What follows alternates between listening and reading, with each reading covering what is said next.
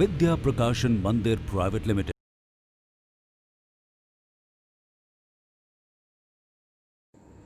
जीवन चलने का नाम, चलते रहो सुबह शाम। जी हाँ, ये पंक्ति एक गीत की है, पर इसमें बहुत गहराई है।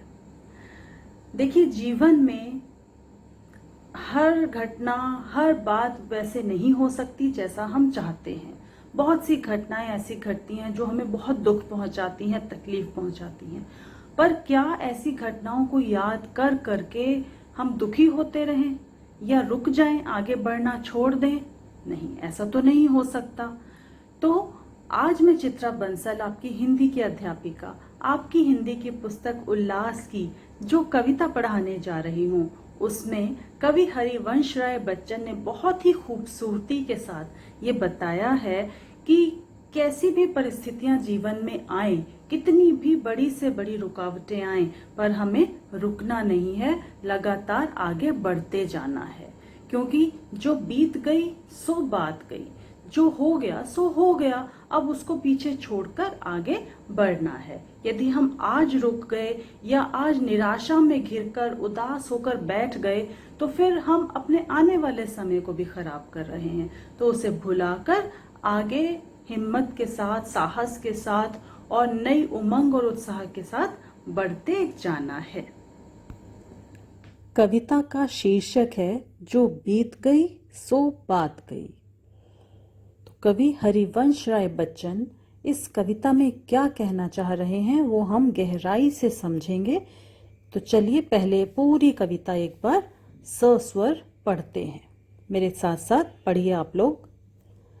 जीवन में एक सितारा था, माना वह बेहद प्यारा था। वह डूब गया तो डूब गया।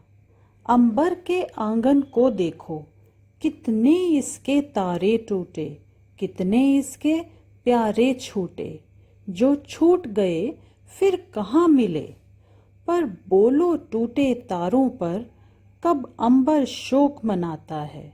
जो बीत गई सो बात गई। जीवन में वह था एक कुसुम, थे उस पर नित्य निछावर तुम। वह सूख गया तो सूख गया।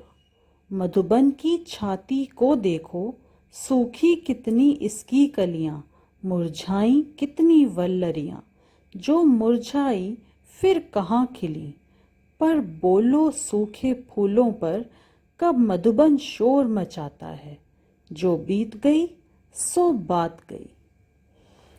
तो बच्चों, कितनी गहराई है इस कविता में और कितनी महत्वपूर्ण सीख कवि ने इतनी सरलता से दी है हमें। इतने सुंदर और सरल शब्दों में कवि हरिवंश राय बच्चन ने हमें क्या समझा दिया कि जो जीवन में बीत चुका है उस पर बार बार शोक मनाने से, दुखी होने से कोई लाभ नहीं है। कुछ भी स्थायी तो है नहीं जीवन में। जो हमें आज मिला हुआ है कल हमसे बिछड़ जाएगा। जो आज हमारे पास है हो सकता है वो कल ना रहे, पर उसकी याद में या उसके अभाव में रोते रहने से, चिंतित रहने से तो कोई लाभ नहीं है। ऐसा करके तो हम अपना वर्तमान भी खराब कर रहे हैं। तो यही कवि ने प्रकृति के विभिन्न उदाहरण देकर समझाने की कोशिश की है। तो चलिए अब फिर से एक एक पंक्ति पढ़ते हैं और समझने की कोशिश करते हैं। जीवन में एक सितारा था, माना वह बेहद प्यारा था। वह डूब गया तो डूब गया। मान लीजिए आपके जीवन में कोई ऐसा व्यक्ति या कोई ऐसी वस्तु आपके पास हो जो आपको बेहद प्यारी हो। ऐसा आपको लगता हो कि उसके बिना तो आपका जीवन चलेगा ही नहीं या अधूरा रहेगा, या उसके बिना तो आप जीवित रह ही नहीं सकते। पर यदि वो आपसे बिछड़ जाए, आपके पास वो न रह पाए, दूर हो जाए आपसे, तो क्या आप जीना छोड़ देंगे या उसी की याद में, उसी की कमी को महसूस करते करते रोते रहेंगे? नहीं, वो डूब गया तो डूब गया। यानी कि यदि वो आपसे बिछड़ गया तो बिछड़ गया। जीवन रुकता नहीं है, जीवन चलने का ही नाम है। तो इसके लिए उदाहरण क्या लिया है उन्होंने? अंबर के आंगन को देखो। अंबर जो है, आकाश जो है, वो पूरा मान लीजिए एक आंगन है।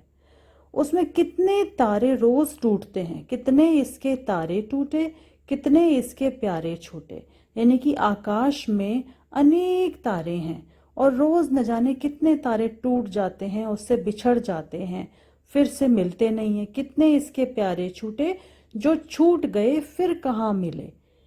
जो तारे टूट जाते हैं तो वो फिर तो वापस नहीं मिलते अंबर को। पर बोलो टूटे तारों पर कब अंबर शोक मनाता है।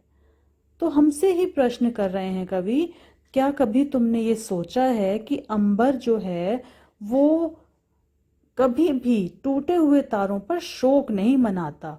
उसका वो क्रम, उसका वो उसमें सूर्य का उदय होना, फिर अस्त होना, चांद का नजर आना, ढल जाना, सुबह होना, रात होना, ये सारा क्रम जो है अंबर में निरंतर चलता रहता है।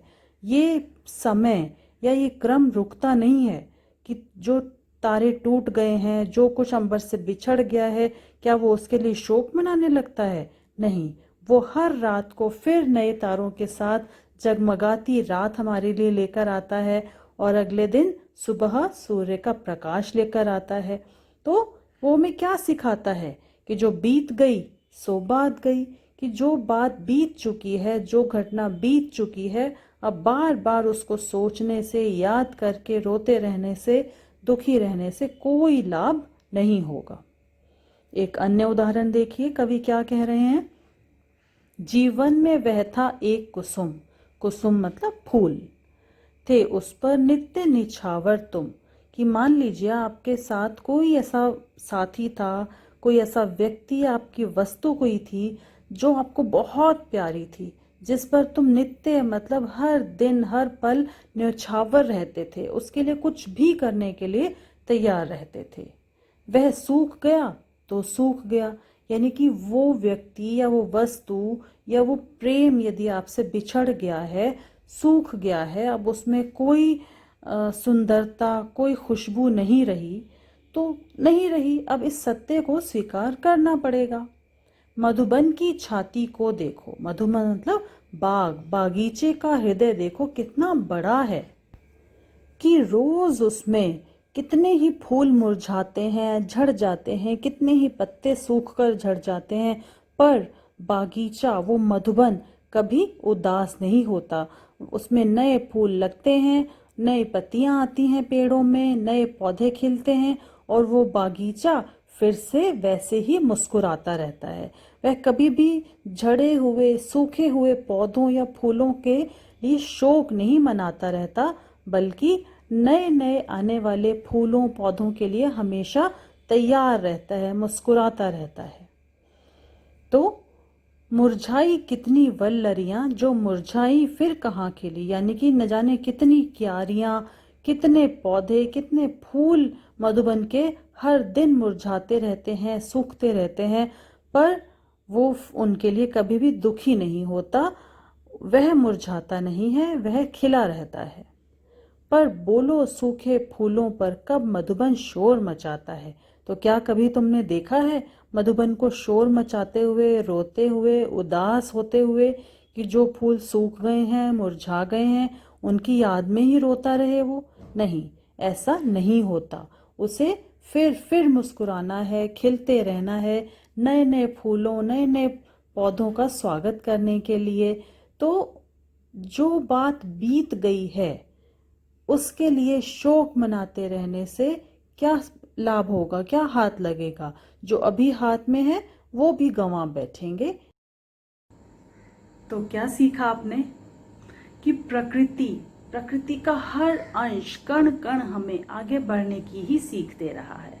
बस जरूरत है अपनी आंखें, अपने विचार खोल कर रखने की, फिर हर जगह से, हर तरफ से हमें कुछ ना कुछ सीख मिलती ही रहेगी। और उस सीख को अपनाते हुए, नई नई बातें सीखते हुए आगे बढ़ते जाइए।